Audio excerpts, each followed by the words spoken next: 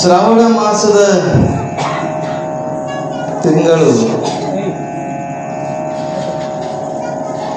ನಮ್ಮ ನಾಡಿನ ಉದ್ದಗಲಕ್ಕೂ ಶ್ರಾವಣದಲ್ಲಿ ಅಧ್ಯಾತ್ಮದ ಚಿಂತನೆ, ಶಾಸ್ತ್ರದ ಚಿಂತನೆ,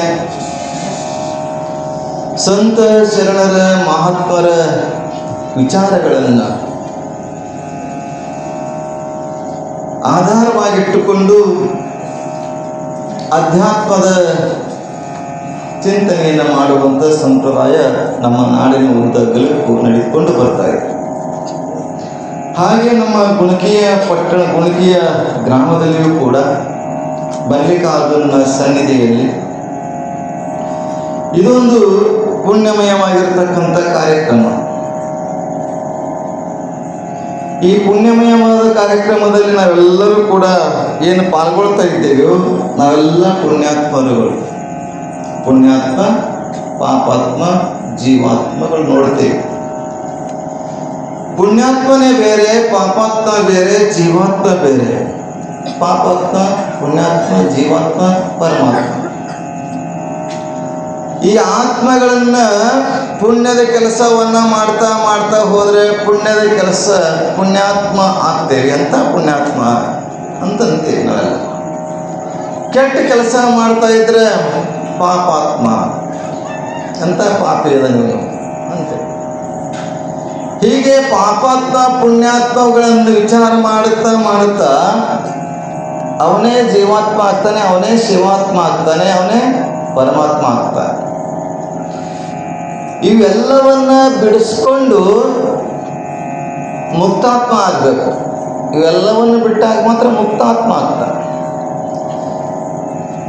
ಹೀಗೆ ಪುಣ್ಯವನ್ನು ಪಡೆಯುವಾಗೋಸ್ಕರ ನಾವೆಲ್ಲ ಪುಣ್ಯದ ಕೆಲಸದಲ್ಲಿ, ಪುಣ್ಯದ ಕಾರ್ಯದಲ್ಲಿ ಪಾಲ್ಗೊಳ್ತಾ ಇದ್ದೇವೆ.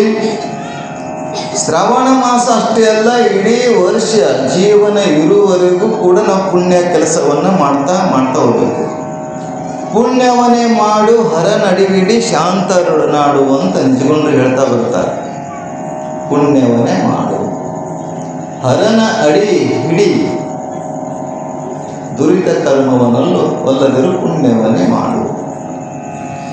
ಪ್ರತಿಯೊಬ್ಬರು ಕೂಡ ಪುಣ್ಯನೇ ಮಾಡುವಂತ ಹೇಳಿದ್ರು ವಿನ ಪಾಪ ಮಾಡುವಂತ ಯಾರಿಗೂ ಹೇಳಿಲ್ಲ. ಒಳ್ಳೆ ಕೆಲಸ ಮಾಡಪ್ಪ, ಒಳ್ಳೆಯವನಾಗಿರು ಅಂತ ಹೇಳ್ತೇವೆ. ಆದರೆ ಎಲ್ಲೋ ಒಬ್ಬರು ಇರ್ತಾರೆ, ಯಾರಾದ್ರೂ ಮೇಲೆ ಹೋಗ್ತಾ ಇದ್ರೆ, ಯಾರಾದ್ರೂ ಒಬ್ಬ ಒಳ್ಳೆ ಕೆಲಸ ಮಾಡ್ತಾ ಇದ್ದಾರೆ, ಆ ಮಗನ ಜಾಸ್ತಿ ಇತ್ತು ಅಂತೇವೆ.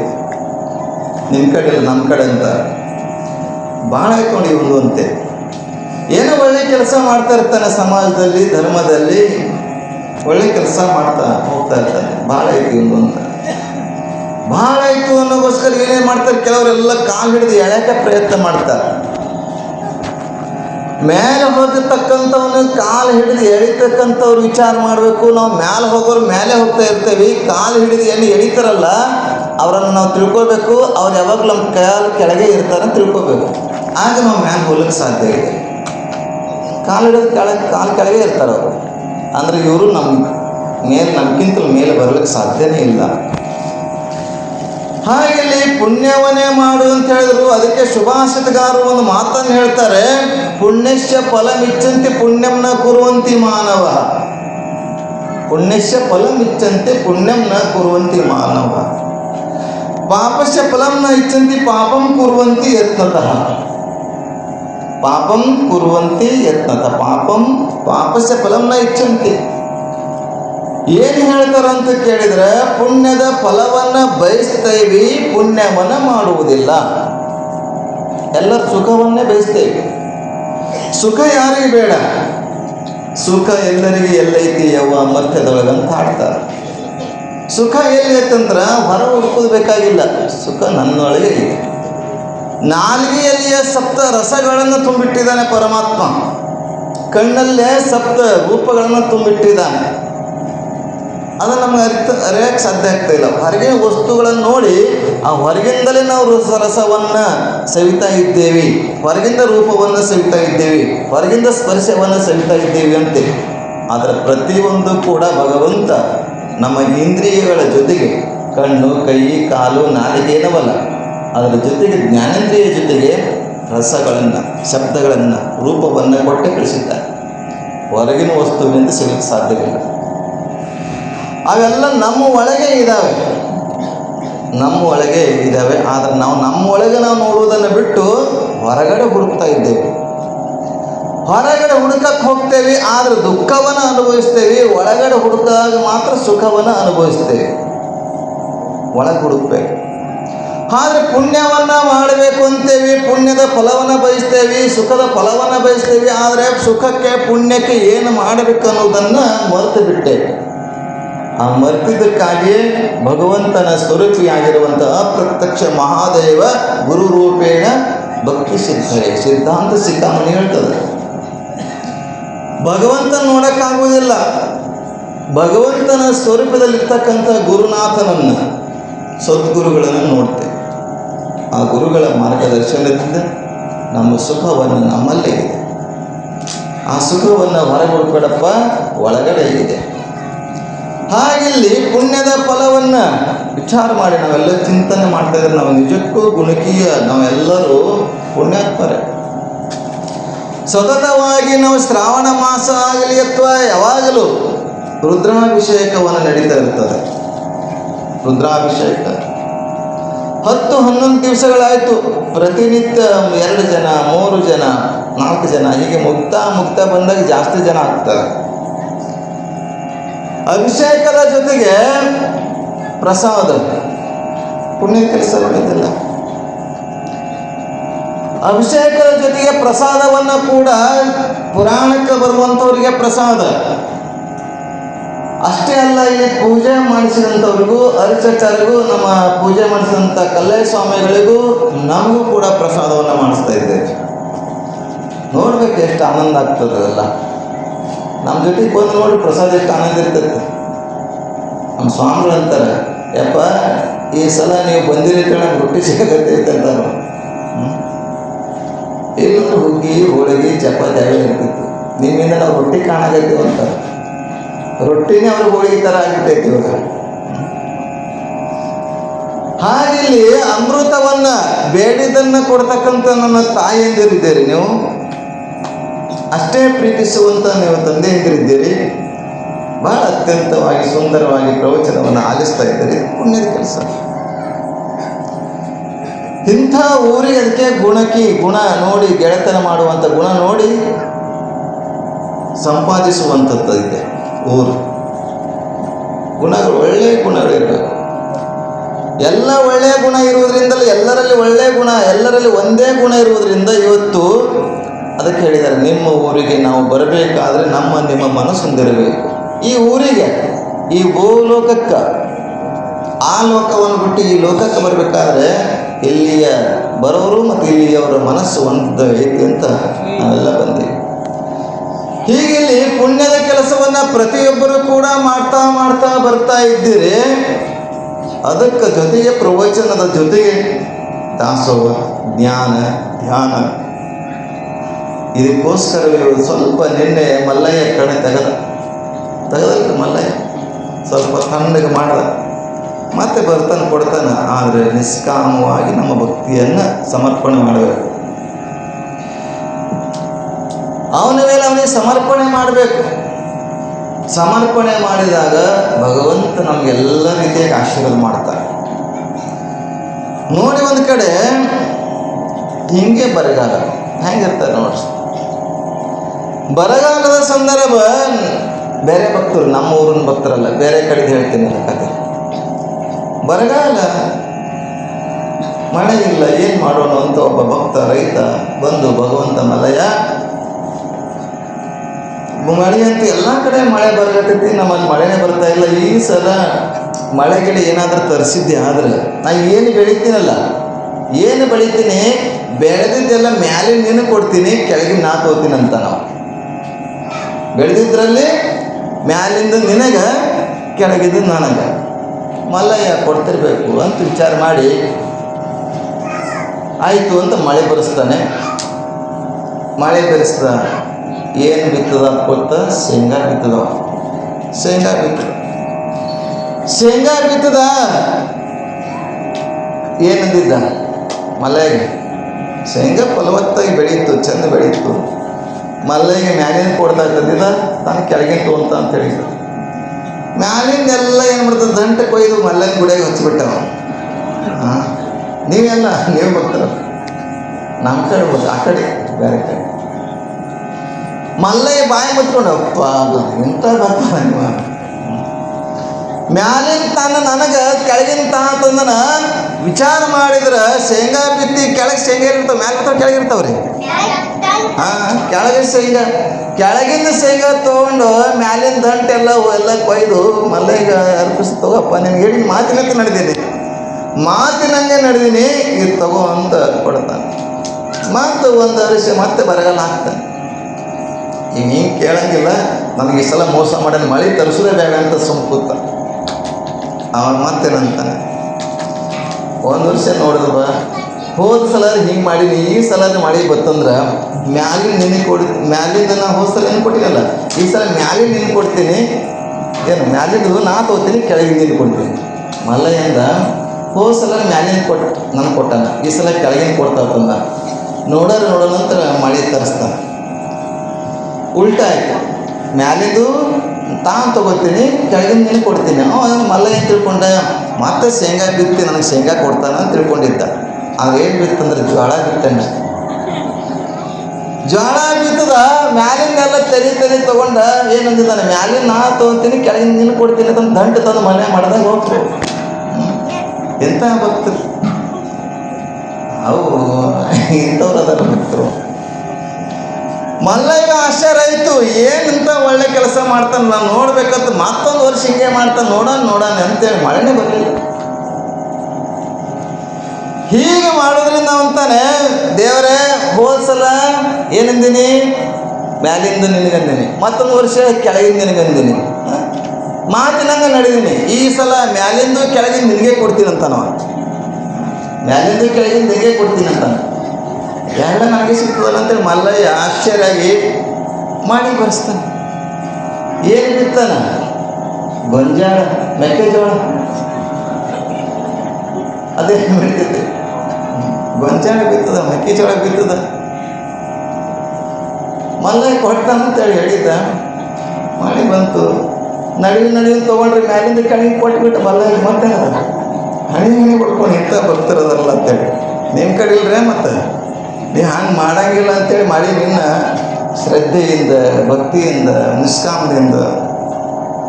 ಹೀಗೆ ಆಗಬಾರ್ದು ಅನ್ನೋಗೋಸ್ಕರ ನೀವೆಲ್ಲ ಪುಣ್ಯಮಯವಾದಂಥ ಈ ಪುಣ್ಯಮಯ ಕಾರ್ಯಕ್ರಮದಲ್ಲಿ ನೀವೆಲ್ಲರೂ ಸತತವಾಗಿ ದಾಸೋಹ ಎಲ್ಲರೂ ಕೂಡ ಕಾಣಿಕೆಯನ್ನು ಕೊಡ್ತಾ ಇದ್ದೀರಿ. ನಮಗಾಗಲಿ, ಈ ಕಾರ್ಯಕ್ರಮಕ್ಕಾಗಲಿ, ನಮ್ಮ ಸ್ವಾಮಿಗಳಿಗೆ, ನಮ್ಮ ಶಿವಯ್ಯ ಸ್ವಾಮಿಗಳಿಗೆ, ಸಾಮಾನ್ಯ ಇಂಥ ಪುಣ್ಯ ಕಾರ್ಯಕ್ರಮದ ನಾವೆಲ್ಲರೂ ಕೂಡ ಅಷ್ಟೇ. ನಾನು ಕೂಡ ಇವತ್ತು ವಿಚಾರ ಮಾಡಿ 10-11 ದಿವಸಗಳಾಗಿರಬೇಕು ಮಲ್ಲಯ್ಯನ ಸಾನ್ನಿಧ್ಯದಲ್ಲಿ ಕುತ್ಕೊಂಡು ಪ್ರವಚನವನ್ನು ಮಾಡ್ತಾಯಿದ್ದೀನಿ. ನಾನು ಅಷ್ಟೇ ಶಿವಮಂತ್ರವನ್ನು ಭಕ್ತಿಯಿಂದ ಅನ್ನಿಸ್ತಾ ಇದ್ದೀನಿ, ನೀವು ಕೂಡ ಅಂತ ಇದ್ದೀರಿ. ನೀನೊಂದಿಷ್ಟು ಮಳೆ ಬಂತು, ನಿಮಗೆ ಮಳೆ ಬಂತು, ನನಗೆ ಪುರಾಣ ಬಂತು ರೀ. ನಿಮಗೆ ಮಳೆ ಬಂತು, ನನಗೆ ಪುರಾಣ ಬಂತು. ಮತ್ತೇನದ ಬದುಕಬೇಕಲ್ಲ ಎಲ್ಲರೂ. ದೇವಿ ಪುರಾಣ ರೀ, ದಸರಾ ಎಲ್ಲ ಒಂದು ತಿಂಗಳದೇ ನವಂಬರ್ ಐತಿ, ಸೆಪ್ಟೆಂಬರ್ ನವಂಬರ್. ರಾಯಚೂರು ಫಿಕ್ಸ್ ಆಗಿ ಬೈತ್ರಿ, ಬರ್ಕೋರಿ ಅಪ್ಪವ್ರೆ ನಮ್ಮದು ಡೇಟ್ ಅಂತಂದು. ಇದು ಪುಣ್ಯದ ಕೆಲಸ. ಸರಳವಾಗಿ ಸರಳ ಮನಸ್ಸಿನಿಂದ ನಾವು ಏನು ಮಾಡ್ತೇವೆಯೋ ಅದೆಲ್ಲ ಭಗವಂತನಿಗೆ ಪ್ರೀತಿ ಆಗ್ತದೆ. ಅಂಥ ಪ್ರೀತಿಯನ್ನು ಇವತ್ತು ನಾವು ಗುಣಿಕೆಯಲ್ಲಿ ಕಾಣ್ತಾ ಇರೋದ್ರಿಂದಲೇ ಮತ್ತೆ ನನಗೆ ಆ ಪ್ರೀತಿಯಿಂದ ಮತ್ತೊಮ್ಮೆ ಬರುವಂತಾಗೈತೆ ಇಲ್ಲಿಗ. ಮತ್ತೆ ಯಾವಾಗಲೂ ಕರೀರಿ, ಬರ್ತೀನಿ. ನನ್ನ ಊರಿದು, ನಿಮ್ಮ ಊರಿಲ್ಲ. ನಿಮ್ಮ ಊರಲ್ಲ, ಇದು ನನ್ನ ಊರು. ಯಾವತ್ತಾದ್ರೂ ನೀವೆಲ್ಲ ಮೊಬೈಲ್ ಉಪಯೋಗ ಮಾಡ್ತೀರಿ, ಎಲ್ಲ ತಾಯಂದಿರು ಈ ಕಡೆಲ್ಲ ದೊಡ್ಡವರು. ದೊಡ್ಡ ಮೊಬೈಲ್ ಇದ್ದವ್ರಿಗೆ ಗೊತ್ತಾಗ್ತದೆ. ಈ ವಾಟ್ಸಪ್, ಫೇಸ್ಬುಕ್, ಟ್ವಿಟರ್, ಇನ್ಸ್ಟಾಗ್ರಾಮ ಏನೇನೆಲ್ಲ ಇರ್ತಾವಲ್ಲ, ಅದ್ರಾಗ ಎಲ್ಲ ಊರುಗಳ ಹೆಸರು ಹಾಕಿ, ಎಲ್ಲ ಊರ ಹೆಸರು ಹಾಕಿ ಇದರಲ್ಲಿ ಲೈಕ್ ಮಾಡಿರಿ, ಕಮೆಂಟ್ ಮಾಡಿರಿ ಅಂತ ಕೇಳಿದ್ರೆ, ನಾನು ಯಾವುದಾದ್ರೂ ಲೈಕ್ ಮಾಡ್ತೀನಿ, ಕಮೆಂಟ್ ಮಾಡ್ತೀನಿ ಅಂದ್ರೆ ಅದು ಗುಣಿಕೆ ಊರೇ ಲೈಕ್ ಮಾಡ್ತೀನಿ, ಗುಣಿಕೆ ಊರೇ ಕಮೆಂಟ್ ಮಾಡ್ತೀನಿ. ಯಾಕಂದರೆ ನನ್ನ ಊರಿರೋದ್ರಿಂದ ಗುಣಿಕೆಯನ್ನು ಲೈಕ್ ಮಾಡುವಂಥ ಊರು. ಯಾಕೆ ಭಾಳ ಪ್ರೀತಿಯಿಂದ ಎಲ್ಲ ನೋಡ್ರಿ. ಈಗ ಬೇರೆ ಕಡೆ ಹಿಂಗೆ ಹಿರಿಯರು ಕೊಡಂಗಿಲ್ಲ ರೀ. ಸಸ್ತಾಪುರ ಸಲಗರ 2 ಊರು ನನ್ನ ಮಠ, 2 ಅಷ್ಟೇ ಸಾದಾ ಮಠ. ಬರೀ ಹೆಣ್ಮಕ್ಳು ತುಂಬಿರ್ತಾರೆ, ಗಂಡು ಮಕ್ಕಳು ಅಡುಗೆ ಮಾಡೋರ ಕಡೆ ಒಂದು 4-5 ಜನ 8 ಜನ ಇರ್ತಾರೆ, ಆ ಕಡೆ ಇರ್ತಾರೆ. ಗಂಡು ಮಕ್ಕಳು ಕೂಡುವಂಥ ವಿಜಯಪುರ ಜಿಲ್ಲೆಯಲ್ಲಿ ಗುಣಿಕೆಯ ಜನರು ಏನಿದ್ರಲ್ಲ ಹಿರಿಯರೆಲ್ಲ ಬೇರೆ ಬೇರೆ ಕಡೆ ಬೇರೆ ಬೇರೆ ಕೂಡ್ತಾರೆ. ಆದರೆ ಎಷ್ಟು ಶ್ರದ್ಧಾ ಭಕ್ತಿಯಿಂದ ಕೇಳ್ತಾ ಕೂಡ್ತಿರಲ್ಲ, ನಿಜಕ್ಕೂ ನಾವೇ ನಿಮ್ಮ ಹತ್ತಿರ ಹೇಳ್ತಕ್ಕಂಥವ್ರು ನಾನೇ ಪುಣ್ಯವಂತ ಅಂದ್ಕೊಂಡಿದ್ದೀನಿ. ಅಂಥ ಪುಣ್ಯಮಯ ಕಾರ್ಯಕ್ರಮದಲ್ಲಿ ಅಲ್ಲಮ ಪ್ರಭುವಿನ ಚರಿತ್ರೆಯನ್ನು ನೋಡ್ತಾ ಇದ್ದೇವೆ. ಅಲ್ಲಮ ಪ್ರಭು ಮದ್ದಳೆಯನ್ನು ಬಾರಿಸ್ತಾ ಇರಬೇಕಾದ್ರೆ ಮದ್ದಳೆಯ ಧ್ವನಿಗೆ ಮಾರು ಹೋಗಿದ್ದಾಳೆ ಮಾಯಾದೇವಿ. ಹೇಗೆ ಗುಡುಗು ಕಂಡಾಗ ಗುಡುಗು ಮಳೆಯ ಶಬ್ದವನ್ನು ಕೇಳಿದ ಕೂಡಲೇ ನವಿಲು ಗರಿ ಬಿಚ್ಚಿ ಕುಣ್ಯಾಕ್ ಪ್ರಾರಂಭ ಮಾಡ್ತದೋ, ಹಾಗೆ ಮದ್ದಳ ಧ್ವನಿಗೆ ಆಕೆ ಮನಸ್ಸು ಬಿಚ್ಚಿ ಕುಣ್ಯಾಕ್ ಶುರು ಮಾಡ್ತಂತೆ. ಆ ಧ್ವನಿಗೆ ಮೋಹಗೊಳ್ತಾಳೆ. ಮೋಹಗೊಂಡಳು. ತನ್ನ ಸೇವಕಿಯಾಗಿರ್ತಕ್ಕಂಥ ಸುಮಳೆ ಹೋಗುದು, ಮದ್ದಳೆಯನ್ನು ಯಾರು ಬಾರಿಸ್ತಿದ್ದಾರೆ ನೋಡು. ಅತ್ಯಂತ ಸುಂದರವಾಗಿ ನುಡಿಸ್ತಾ ಇದ್ದಾನೆ. ಬಾರಿಸೋದು ಬೇರೆ, ನುಡಿಸೋದು ಬೇರೆ. ನಮ್ಮ ಕಡೆ ಬಾರಿಸೋದು ಅಂತಾರೆ. ಈ ಬೆಂಗಳೂರು ಕಡೆ ಮೈಸೂರು ಕಡೆ ಹೋದ್ರೆ ಬಾರಿಸ್ತಾ ಅಂದ್ರೆ ಕಪಾಳಕ್ಕೆ ಬಾರಿಸ್ತಾರಲ್ಲ, ಏಟು ಹಾಕೋದಕ್ಕೆ ಬಾರಿಸು ಅಂತಾರೆ ಕಡೆ. ಇಲ್ಲಿ ನುಡಿಸುವುದು, ಅದರಲ್ಲಿ ಶಬ್ದವನ್ನು ನುಡಿಸ್ತೇವೆ. ಹಾರ್ಮೋನಿಯಮದಲ್ಲ, ಪೆಟ್ಟಿಗೆದಲ್ಲ, ಅದರಲ್ಲಿ ಶಬ್ದವನ್ನು ನುಡಿಸುವುದು. ತಬಲ ಇದೆಲ್ಲ, ತಬಲದಲ್ಲಿ ಅಕ್ಷರಗಳನ್ನು ನುಡಿಸುವುದು ಅಂತಾರದಕ್ಕೆ ಶಬ್ದ. ಬಾರಿಸು ಅಂದ್ರೆ ಹೊಡೆ ಅಂತ ಅರ್ಥ ಕಪಾಳಕ್ಕೆ. ಆಗ ಯಾರು ನುಡಿಸ್ತಾ ಇದ್ದಾರೆ, ಮದ್ದಳೆಯನ್ನು ಯಾರು ಬಾರಿಸ್ತಾ ಇದ್ದಾರೆ, ಹೋಗಿ ನೋಡ್ಕೊಂಡು ಬಾ ಅಂತ ಯುವಕ, ಅತ್ಯಂತ ಸುಂದರವಾಗಿರ್ತಕ್ಕಂಥ ಯುವಕ, ನೋಡಿದರೆ ಆಕರ್ಷಣೆ ಆಗ್ತಕ್ಕಂಥದ್ದು. ಯಾಕಂದ್ರೆ ಹರೆಯ ವಯಸ್ಸಿನಾಗ, ಹರೆಯದ್ರಲ್ಲಿ ವಯಸ್ಸಿದ್ದಾಗ ಕತ್ತಿರು ಚಂದ ಕಾಣ್ತಂತ ಶಬ್ದ ಇದೆ ನಮ್ಮಲ್ಲಿ. ಹಂದಿ ಮರಿ, ನಾಯಿ ಮರಿ ಎಲ್ಲ ಚಂದ ಕಾಣ್ತಾವೆ. ಹರೆ ಹೋದ್ಮೇಲೆ, ಚರ್ಮ ಸುಕ್ಕ ಕಟ್ಟಾದ್ಮೇಲೆ ಪ್ರೀತಿ ಕಡಿಮೆ ಆಗ್ತದೆ. ಆದರೆ ಸುಂದರವಾಗಿರ್ತಕ್ಕಂಥ ರೂಪವನ್ನು ನೋಡಿ ಆಕೆ ಸುಮಳೆ ಅಂತಾಳೆ, ಒಬ್ಬ ಯುವಕ ನಿಂತಿದ್ದಾನೆ, ಒಬ್ಬ ಯುವಕ ಇದ್ದಾನೆ, ಅತ್ಯಂತ ಸುಂದರವಾದಂಥ ಯುವಕ ಅಂದ್ಕೊಳ್ಳೆ ಮಧುಕೇಶ್ವರನ ಪೂಜೆ ಮಾಡಿದ್ದಕ್ಕೂ ಸಾರ್ಥಕವಾಯಿತು ಅನ್ನುವಂಥದ್ದನ್ನು ಅಲ್ಲಿ ಅಲ್ಲಮ ಪ್ರಭುವಿನ ನೆನೆಸ್ಕೊಂಡು ಹೇಳ್ತಾಳೆ ಮಾಯಾದೇವಿ. ಮಧುಕೇಶ್ವರನ ಪೂಜೆ ಮಾಡಿದ್ದಕ್ಕೂ ಸಾರ್ಥಕವಾಯಿತು. ನಾನು ಯಾರಿಗೋಸ್ಕರ ಪೂಜೆ ಮಾಡ್ತಾ ಇದ್ದೀನೋ, ಭಗವಂತ ಆಕೆ ತನ್ನ ಮದುವೆ ಆಗಬೇಕು ಅನ್ನೋಗೋಸ್ಕರ. ಇವತ್ತು ಏನೇ ಒಂದು ಉಪಾಸನೆ ಮಾಡಿರಿ, ನೀವು ಸಂಕಷ್ಟ ಚತುರ್ಥಿ ಮಾಡ್ತೀರಿ, ಮಂಗಳ ಗೌರಿ ವ್ರತ ಮಾಡ್ತೀರಿ, ಇದೆಲ್ಲ ಯಾಕಂತಂದ್ರೆ ನಮ್ಮ ಇಷ್ಟಾರ್ಥಗಳನ್ನು ಸಿದ್ಧಿಸೋಗೋಸ್ಕರ, ಇಷ್ಟಾರ್ಥಗಳನ್ನು ಈಡೇರಿಸ್ಕೊಳ್ಳೋಗೋಸ್ಕರ ಪೂಜೆ ಮಾಡ್ತೇವೆ. ಅದರಲ್ಲಿ ಮಾಯಾದೇವಿ ಮಧುಕೇಶ್ವರನ ಪೂಜೆಯನ್ನು ಮಾಡ್ತಾ ಇರಬೇಕಾದ್ರೆ ಮದ್ದಳೆಯ ಧ್ವನಿಯನ್ನು ಮಾಡ್ತಕ್ಕಂಥ ಪ್ರಭುದೇವರಿಗೆ ಮೋಹಿತನಾಗ್ತಾಳೆ. ಹೋಗಿ ಕೇಳ್ಕೊಂಡು ಬಾ, ಯಾವ ಊರು, ಯಾವ ದೇಶ, ಎಲ್ಲಿಯವನು ಅಂತ ಕೇಳ್ಕೊಂಡು ಬರೋಕ್ಕೆ ಕಳಿಸ್ತಾಳೆ ಸುಮಳೆಗೆ. ಸುಮಳೆ ಬಂದು ಹೇಳ್ತಾಳೆ, ಅವನ ಹೆಸರು ಅಲ್ಲಮ ಪ್ರಭು ಅಂತ ಹೇಳ್ತಾರೆ. ಪ್ರಭುದೇವ ಇದೇ ನಾಡಿನಲ್ಲಿರ್ತಕ್ಕಂಥವನು, ಇಂಥ ಸಮುದಾಯಕ್ಕೆ ಸೇರಿದವನು, ಮದ್ದಳೆ ಬಾರಿಸ್ತಾ ಇದ್ದಾನೆ. ಆಗ ಈಕೆ ಆ ಅಲ್ಲಮ ಪ್ರಭುವಿನ ರೂಪ ಲಾವಣ್ಯವನ್ನು ನೋಡಿ ಮೋಹಿತಳಾಗಿ, ನನಗೆ ನೀವು ನಮ್ಮ ಅರಮನೆಯಲ್ಲಿ ಇದ್ದುಕೊಂಡು ನನಗೆ ನೃತ್ಯವನ್ನು ಕಲಿಸಬೇಕು, ಸಂಗೀತವನ್ನು ಕಲಿಸಬೇಕು, ನೃತ್ಯವನ್ನು ಕಲಿಸಬೇಕಂದಾಗ ರಾಜ ಮಹಾರಾಜರು ಹೇಳ್ತಾರೆ ಅಂತಂದರೆ ಒಪ್ಕೊಳ್ಳೇಬೇಕಲ್ಲ. ರಾಜಕುಮಾರಿ ಹೇಳ್ತಾ ಇದ್ದಾಳೆ ಅಂದರೆ ಒಪ್ತಾನವನು. ಮಾಯಾದೇವಿ ಅಂತಂದರೆ ಈ ನಾಡಿನ ರಾಜಕುಮಾರಿ, ಅದಕ್ಕೆ ಆಯಿತು ಅಂತ ಒಪ್ಕೊಂತ ಅರಮನೆಯಲ್ಲಿ ಒಂದು ಮನೆಯನ್ನು ಸುಮಳೆಗೆ ಹೇಳ್ತಾಳೆ. ಇಂಥ ಮನೆಯಲ್ಲಿ ಅವನಿಗೆ ಇರಲಿಕ್ಕೆ ವ್ಯವಸ್ಥೆ ಮಾಡುವಂಥ ವ್ಯವಸ್ಥೆ ಮಾಡ್ತಾಳೆ. ವ್ಯವಸ್ಥೆ ಮಾಡಿ ಆಕೆಯ ನೋಟ, ಆಕೆಯ ನಡೆಗೆ ಹಾವಭಾವ ನೋಡಿ ಇವನಿಗೆ ಗೊತ್ತಾಗ್ತದೆ. ಸಂಗೀತ ನೃತ್ಯವನ್ನು ಕಲಿಸ್ತಾಕೆ ಹಾವಭಾವವನ್ನು ನೋಡಿರ್ತಕ್ಕಂಥ ಅಲ್ಲಮ ಪ್ರಭು ಯಾಕೋ ಇವಳು ನನ್ನ ಮೇಲೆ ಕಣ್ಣಿಟ್ಟಿದ್ದಾಳೆ, ನನ್ನ ಮೇಲೆ ಮೋಹಿತಳಾಗಿದ್ದಾಳೆ, ಸರಿಯಲ್ಲ ಅಂತ ವಿಚಾರ ಮಾಡ್ತಾನೆ. ನಿಮಗೆಲ್ಲ ಗೊತ್ತಿದೆ, ಯಡಿಯೂರು ಸಿದ್ಧಲಿಂಗೇಶ್ವರನ ಪುರಾಣದಲ್ಲಿ ಕೂಡ ಚರಿತ್ರೆ ನೋಡಿರಿ, ಕೇಳಿರಿ. ಸ್ತ್ರೀ ರಾಜ್ಯಕ್ಕೆ ಬರ್ತಾರವರು. ಯಡಿಯೂರು ಸಿದ್ಧಲಿಂಗೇಶ್ವರ ಸ್ತ್ರೀ ರಾಜ್ಯಕ್ಕೆ ಬರ್ತಾರೆ. ಇನ್ನೂ ಯಡಿಯೂರಿಗೆ ಬಂದಿಲ್ರಿ, ಇನ್ನು ಸಂಚಾರ ಮಾಡ್ತಾ ಮಾಡ್ತಾ ಬಂದಾಗ ಸ್ತ್ರೀ ರಾಜ್ಯ ಅಂತ ಇರ್ತದೆ. ಸ್ತ್ರೀ ರಾಜ್ಯಕ್ಕೆ ಬರ್ತಾರೆ. ಅಲ್ಲೆಲ್ಲ ಹೆಣ್ಮಕ್ಕಳೇ ಕಾರವಾರ, ಹೆಣ್ಮಕ್ಕಳ ಕಾರವಾರ. ಹೆಣ್ಮಗಳೇ ಅಲ್ಲಿ ರಾಜ್ಯ ಭಾರ ಮಾಡ್ತಕ್ಕಂಥವಳು. ಗಂಡು ಮಕ್ಕಳು ಯಾರೇ ಬರಬೇಕಾದ್ರೆ ಪರ್ಮಿಷನ್ ತಗೊಂಡು ಅಪ್ಪಣೆಯನ್ನು ಪಡೆದು ಒಳಗೆ ಬರಬೇಕು. ಅಂಥ ಸಂದರ್ಭದಲ್ಲಿ ಆ ಸಿದ್ಧಲಿಂಗ ಊರೊಳಗಲ್ಲಿ ಆ ರಾಜ್ಯದಲ್ಲಿ ಪ್ರವೇಶ ಮಾಡ್ತಾನೆ. ಪ್ರವೇಶ ಮಾಡಿದಾಗ ಈ ಸೇವಕರಿಗೆ ಕಾಯೋರು ಇರ್ತಾರಲ್ಲ, ಸೈನಿಕರು ಅವರೇ ಹೆಣ್ಮಕ್ಕಳನ್ನೇ, ಅವ್ರ ಮೇಲೆ ಬಾಣಗಳ ಪ್ರಯೋಗ ಮಾಡ್ತಾರೆ. ಬಾಣಗಳ ಪ್ರಯೋಗ ಮಾಡಿದರೂ ಕೂಡ ಆ ಬಾಣಗಳು ಸಿದ್ಧಲಿಂಗನಿಗೆ ನಾಟುವುದಿಲ್ಲ. ಆ ಬಾಣಗಳು ಹಾರ ರೂಪವಾಗಿ ಕೊರಳಲ್ಲಿ ಬೀಳ್ತವೆ, ಪಾದಕ್ಕೆ ಬೀಳ್ತವೆ. ಆಶ್ಚರ್ಯವಾಗಿ ಸೇವಕಿಯರು ಹೋಗಿ ರಾಜ್ಕುಮಾರಿ ಹೇಳ್ತಾರೆ, ರಾಜ್ಕುಮಾರಿ ಯಾರ ಗೊತ್ತಿಲ್ಲ, ಗಡ್ಡ ಜಟ ಬಿಟ್ಟಂಥವ್ರು ಒಬ್ಬ ಕಾವಿಧಾರಿ, ಒಬ್ಬ ಜಂಗಮರು ಬಂದಿದ್ದಾರೆ, ಯಾರು ಗೊತ್ತಿಲ್ಲ, ಅವರಿಗೆ ನಾವು ರಾಣಿಯ ಅಪ್ಪಣೆ ಇಲ್ಲದೆ ನಿಮಗೆ ಪ್ರವೇಶ ಕೊಡುವುದಿಲ್ಲ ಅಂತ ಹೇಳಿದಾಗ, ಆಗ ನಾವು ಬಾಣಗಳ ಪ್ರಯೋಗ ಮಾಡಿದ್ದೇವೆ, ಹಾರ ರೂಪವಾಗಿ ಅವ್ರ ಪಾದಕ್ಕೆ ಕೊರಳಿಗೆ ಬಿದ್ದು ಯಾರು ಅಂತ ನೋಡಕ್ಕೆ ಬರ್ತಾಳೆ. ನೋಡಿದ ತಕ್ಷಣವೇ ಆಕೆಯ ಕೂಡ ಮೋಹಿತಳಾಗ್ತಾಳೆ. ರಾಜ್ಕುಮಾರಿ ಸಿದ್ಧಲಿಂಗನಿಗೆ ಮೋಹಿತಳಾಗ್ತಾಳೆ. ಮೋಹಿತನಾಗಿ ತನ್ನ ಭಾವನೆಯನ್ನು ವ್ಯಕ್ತ ಮಾಡುವುದಿಲ್ಲ. ಮೊಟ್ಟ ಮೊದಲು ಹೇಳ್ತಾಳೆ, ನೀವು ನಿಮ್ಮ ತಪಸ್ಸಿನ ಶಕ್ತಿ, ನಿಮ್ಮ ಲೀಲೆ, ನಿಮ್ಮ ಶಕ್ತಿಯನ್ನು ನೋಡಿ ನಾವು ಆಶ್ಚರ್ಯಪಟ್ಟಿದ್ದೇವೆ. ನೀವೆಲ್ಲರಿಗೂ ಇಲ್ಲಿ ಸ್ವಲ್ಪ ದಿವಸ ಇದ್ಕೊಂಡು ಧರ್ಮ ಬೋಧನೆ ಮಾಡಬೇಕು ಅಂತ ಹೇಳಿದಾಗ ಆಗಲಿ ಅಂತ ಸಿದ್ಧಲಿಂಗ ಅಲ್ಲೇ ಇರ್ತಾನೆ.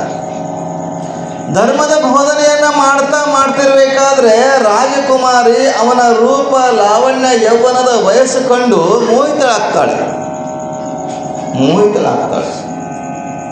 ಆಗ ಸಿದ್ಧಲಿಂಗ ಅಂತ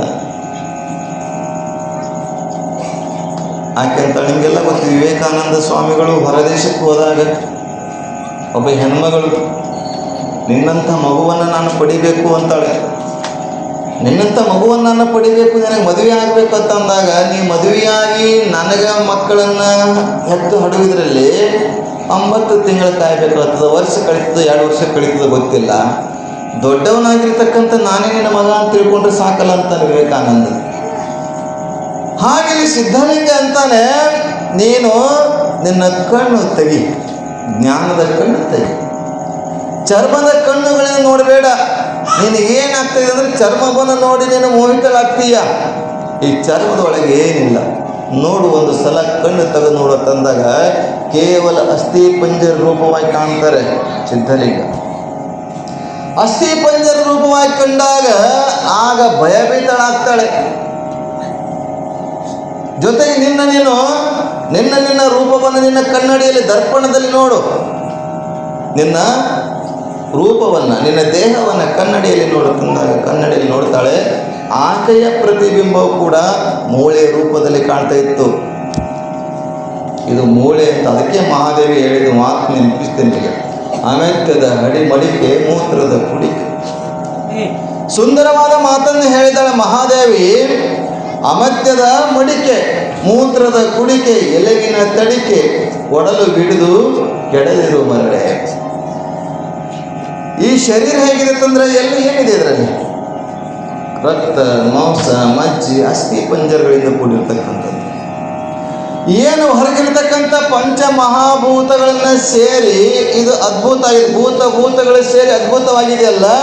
ಈ ದೇಹ ಚರ್ಮ ಐತಿ ಅಂತ ಚೆನ್ನಾಗೈತಿ. ಚೀಲ ಅದಂತ ನೀವು ಒಳಗೆ ವಸ್ತುಗಳು ಜ್ವಾಳ, ಗೋಧಿ, ಅಕ್ಕಿ ಎಲ್ಲ ಹಾಕ್ತೀರಿ. ಚೀಲನೇ ಇಲ್ಲ ಅಂತಂದ್ರೆ ಎಲ್ಲ ಹಾಕ್ತೀರಿ. ಹಾಗೆ ಚೀಲ, ಪರಮಾತ್ಮ ಸುಂದರವಾದಂಥ ಈ ಚೀಲವನ್ನು ಕೊಟ್ಟಿದ್ದಾನೆ. ಹರಿದ ಗೋಣಿಯ ಲೊಬ್ಬ ಕಳವಿಯ ತುಂಬಿ ಇರುಳೆಲ್ಲ ನಡೆದನು ಸುಂಕ ಕಂಜಿ. ಹರಿದ ಗೋಣಿ ಚೀಲ ಇದು. ಈ ಗೋಣಿ ಚೀಲದಲ್ಲಿ ಪರಮಾತ್ಮ ಎಲ್ಲ ತುಂಬಿಟ್ಟಿದ್ದಾನೆ.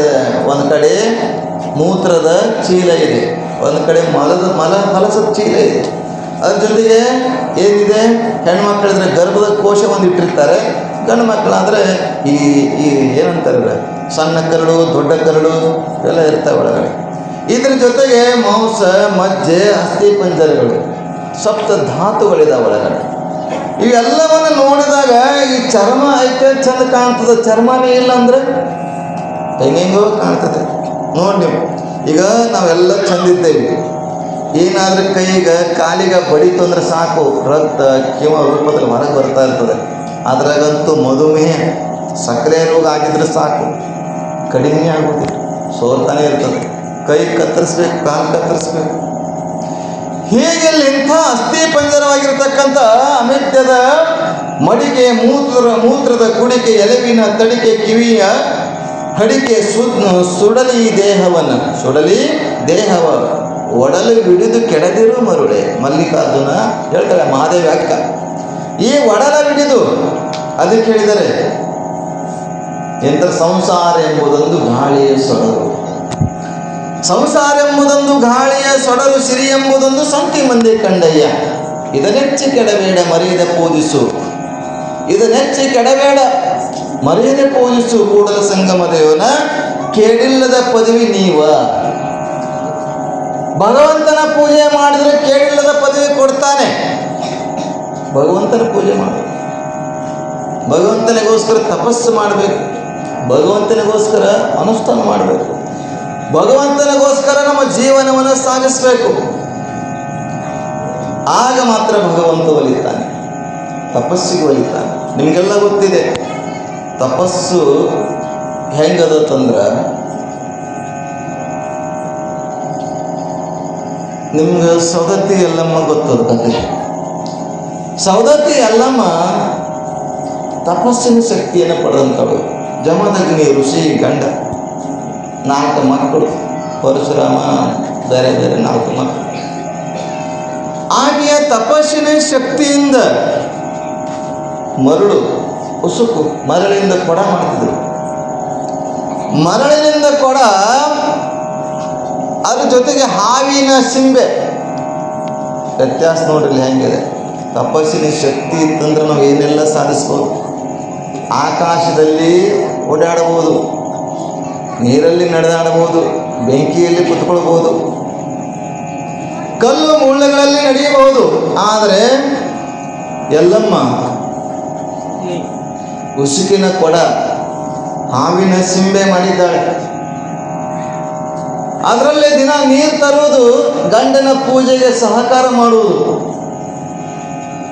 ಒಂದು ದಿವಸ ಮನಸ್ಸು ಚಂಚಲ ಆಗ್ತದೆ, ತಪಸ್ಸಿನ ಶಕ್ತಿ ಹೋಗ್ಬಿಡ್ತದೆ. ಮನಸ್ಸು ಚಂಚಲ ಆಯ್ತಿದ್ರೆ ಸಾಕು. ನಾವು ಎಷ್ಟು ವರ್ಷ ತಪಸ್ಸು ಮಾಡಿದ್ವಿ, ವಿಶ್ವಾಮಿತ್ರ ಎಷ್ಟು ವರ್ಷ ತಪಸ್ಸು ಮಾಡಿದ. ಈ ಲೋಕವಲ್ಲ, ಆ ಲೋಕವಲ್ಲ, ಅಂತರಿಕ್ಷವನ್ನು, ಒಂದು ಲೋಕವನ್ನು ಸೃಷ್ಟಿ ಮಾಡುವಂಥ ಶಕ್ತಿಯನ್ನು ವಿಶ್ವಾಮಿತ್ರ ಪಡೆದಿದ್ದ. ಒಬ್ಬ ಹೆಣ್ಣು ಮಗಳಿಗೋಸ್ಕರ ತಪಸ್ಸು ಕೆಡ್ತು ಅಲ್ಲಿ. ಹಾಗೆ ಆಕೆ ಮನಸ್ಸು ತಪಸ್ಸಿನ ಮಾಡ್ತಕ್ಕಂಥದ್ದನ್ನು ಒಂದು ಕ್ಷಣ ಅಲ್ಲಿ ಜಲಕ್ರೀಡೆ ಆಡ್ತಕ್ಕಂಥ ಗಂಧರ್ವರನ್ನು ನೋಡಿ ಆಕೆ ಮನಸ್ಸು ಚಂಚಲ ಆಯಿತು. ನಾನು ಈ ರೀತಿಯಾಗಿ ಜಲಕ್ರೀಡೆ ಆಡಿದ್ರೆ ಹೆಂಗಿರ್ತಿತ್ತು ಅಂತ ಭಾವನೆ ವ್ಯಕ್ತವಾಯಿತು ಮನಸ್ಸಿನಲ್ಲಿ. ನಾನು ಕೂಡ ಅವ್ರು ಆಡ್ತಾ ಇದ್ದಾರೆ, ಅವ್ರ ಜೊತೆಗೆ ನನ್ನ ಯಾಕೆ ಹೋಲಿಸ್ಬೇಕು, ಜಲಕ್ರೀಡೆ ನಾನು ಆಡ್ತಿದ್ರೆ ಚಂದ ಇರ್ತಿತ್ತು ಅಂತಂತ ಮನಸ್ಸು ಭಾಳ ಕೆಟ್ಟದು. ಅದಕ್ಕೆ ಮನ ಎಂಬ ಮರ್ಕಟ್ಟನ್ನು ತನು ಎಂಬ ವೃಕ್ಷವನೇರಿ ಇಂದ್ರಿಯಗಳೆಂಬ ಶಾಖಿಗೆ ಹಾರುತ್ತಿದೆ ನೋಡ. ಈ ಮನವೆಂಬ ಮರ್ಕಟವನ್ನು ನಿಮ್ಮ ನೆನಹೆಂಬ ಪಾಶದಲ್ಲಿ ಕಟ್ಟಿ ಎನ್ನನ್ನು ಉಳಿಸಿಕೋ ಅಖಂಡೇಶ್ವರ. ಷಣ್ಮುಖ ಸ್ವಾಮಿಗಳು, ದೇವರಿಗೆ ಷಣ್ಮುಖ ಸ್ವಾಮಿಗಳು ಹೇಳ್ತಾರೆ. ಇಲ್ಲಿ ಇಂತಹ ನೆನವಂದ ಅಲ್ಲಮ ಪ್ರಭುವಾಗಲಿ, ಸಿದ್ಧಲಿಂಗರಾಗಲಿ, ರೇಣುಕ ಎಲ್ಲಮ್ಮಳಾಗಲಿ ನೋಡಿ, ಮುಂದಕ್ಕಿಯ ಎಷ್ಟು ತಪಸ್ಸಿನಿಂದ ಮನಸ್ಸು ಚಂಚಲ ಆಯಿತು, ತಪಸ್ಸಿನ ಶಕ್ತಿ ಭಂಗವಾಯಿತು. ಮತ್ತು ಉಸುಕಿನ ಕೂಡ ಮಾಡಕ್ಕೆ ಹೋಗ್ತಾಳೆ, ಉಸಿರಿನ ಕೂಡ ಆಗೋದೇ ಇಲ್ಲ. ಹಾವನ್ನು ಹಿಡಿದು ಸಿಂಬೆ ಮಾಡಬೇಕಂತೇಳಿ ಹಾವು ಹರಿದಾರ್ದೇ ಹೋಗ್ತಾ ಇದೆ. ತಡವಾಯಿತು, ಪೂಜೆಗೆ ನೀರು ತರಲಿಕ್ಕೆ ತಡ ಆಯಿತು. ಗಂಡ ಶಾಪ ಕೊಟ್ಟ, ಒಲೆ ಮಾಡ ಅಂತ ಹೇಳ್ದ. ಕುಷ್ಠರೋಗಿ ಆಗ್ತಾಳೆ, ಮತ್ತೆ ತಪಸ್ಸನ್ನು ಮಾಡಿ ಕುಷ್ಠರೋಗವನ್ನು ಕಡಿಮೆ ಮಾಡ್ಕೊಳ್ತಾಳೆ. ಮಾತಿಷ್ಟು ಮಾಡಿದ್ರು ಬಿಡ್ತಾ ಇಲ್ಲ ಅಂತೇಳಿ ಪರಶುರಾಮನಿಗೆ ಕೊಲೆ ಮಾಡು ಅಂತ ಹೇಳಿದ್ರು, ಶಿರಚ್ಛೇದ ಮಾಡು ಅಂತ ಹೇಳಿದ್ರು. ಮತ್ತೆ ಕತ್ತರಿಸ ತಾಯಿ ತಂದೆ ಮಾತನ್ನು ಕೇಳಿದಕ್ಕೆ ಪರಶುರಾಮನಿಂದ ಮತ್ತೆ ಮಗ ತನ್ನ ತಾಯಿಯನ್ನು ಬದುಕಿಸ್ತಾನೆ. ಹೀಗೆ ಅದೇ ತಪಸ್ಸಿನ ಶಕ್ತಿಯಿಂದ ಇವತ್ತು ಯಲ್ಲಮ್ಮನ ಕ್ಷೇತ್ರದಲ್ಲಿ ಅನೇಕ ಭಕ್ತರು ಹೋಗ್ತಾ ಇರ್ತಾರೆ. ತಪಸ್ಸು ಶಕ್ತಿ ಮುಖ್ಯ. ಹಾಗಿಲ್ಲಿ ಸಿದ್ಧಲಿಂಗನಾಗಲಿ ಅಲ್ಲಮ ಪ್ರಭುವಾಗಲಿ ತಪಸ್ಸನ್ನು ಮಾಡಿದಂಥ ತಪಸ್ವಿಗಳವರೆಲ್ಲ ಎಷ್ಟು ವರ್ಷ ಎಕ್ಸಾಮ್ನಲ್ಲಿ ಮಕ್ಕಳು ಪಾಸ್ ಆಗಬೇಕಂತಂದರೆ ಇಡೀ ಜೀವನ ಪೂರ್ತಿ ಎಲ್ಲ ತಪಸ್ಸು ಮಾಡಬೇಕು. ಅಧ್ಯಯನ ಅನ್ನುವಂಥ ತಪಸ್ಸು ಮಾಡಿ ಮಾಡಿ ಪರೀಕ್ಷೆ ಎಂಬ ಅದರಲ್ಲಿ ಪಾಸ್ ಆಗ್ತಾರೆ, ಪರೀಕ್ಷೆದಲ್ಲಿ ಪಾಸ್ ಆಗ್ತಾರೆ. ಇಲ್ಲಂತ ತಪಸ್ಸಿನ ಜ್ಞಾನದ ತಪಸ್ಸು ಇಲ್ಲ, ಜ್ಞಾನದ ತಪಸ್ಸು ಇಲ್ಲ, ಯೋಗದ ತಪಸ್ಸು ಇಲ್ಲ ಅಂತಂದರೆ ಏನೂ ಮಾಡೋಕ್ಕಾಗೋದಿಲ್ಲ. ಹಾಗಿಲ್ಲಿ ಸಿದ್ಧಲಿಂಗನು ಕೂಡ ಅಸ್ಥಿ ಪಂಜರವನ್ನು ತೋರಿಸ್ತಾನೆ ದೇಹವನ್ನು. ನಿಮಗೆಲ್ಲ ಗೊತ್ತಿದೆ. ಒಬ್ಬ ಹೆಣ್ಮಗಳು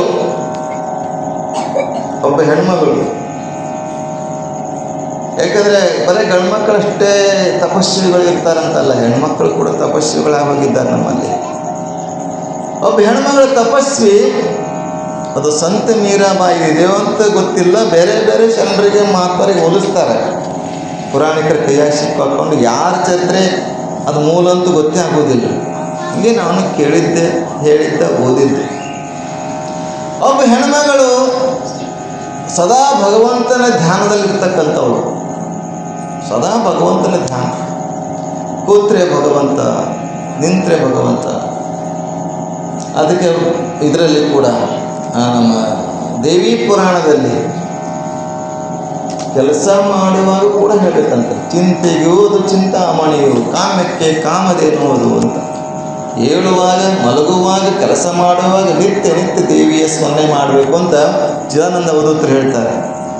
ಹಾಗಿಲ್ಲಿ ಆ ತಾಯಿ ಹೆಣ್ಮಗಳು ಸದಾ ಭಗವಂತನ ಚಿಂತನೆಯನ್ನು ಮಾಡ್ತಾ ಮಾಡ್ತಾ ಬಂದಂಥ ಜನರಿಗೆ ಅಧ್ಯಾತ್ಮದ ಬೋಧನೆ, ದೇವರ ಗುಣಗಾನವನ್ನು ಹೇಳ್ತಾ ಹೋಗ್ತಾಳೆ. ಒಂದು ದಿವಸ ಒಬ್ಬ ಯುವಕ ಬರ್ತಾನೆ. ಯುವಕ ಬಂದು ಆಕೆಯನ್ನು ಕಂಡು ಮೋಹಿತನಾಗಿ ಸಹಾಯ ಸಹಕಾರ ಮಾಡಂಗೆ ಮಾಡಿ ಒಂದು ದಿವಸ ಕೇಳ್ತಾನೆ, ನಾನೇನು ಭಾಳ ಇಷ್ಟಪಟ್ಟಿನಿ, ನೀನು ಆಧ್ಯಾತ್ಮಿಕ ಜೀವಿ, ನಿನ್ನನ್ನು ಮದುವೆಯಾಗಿ ನಿನ್ನ ಜೊತೆಗೆ ನಿನ್ನ ಹಾಗೆ ನಾನು ಆಧ್ಯಾತ್ಮಿಕ ಜೀವಿಯಾಗಿ ಇರಲಿಕ್ಕೆ ಇಷ್ಟಪಡ್ತೀನಿ ಅಂತಂದಾಗ ಆ ಹೆಣ್ಣು ಮಗಳಂತಾರೆ, ನಾಳೆ ಬಾ ಅಂತಾಳೆ. ನಾಳೆ ಒಂದು ದಿವಸ ಬಿಟ್ಟು ನಾಡಿದ್ದು ಬಾ ಅಂತಾಳೆ.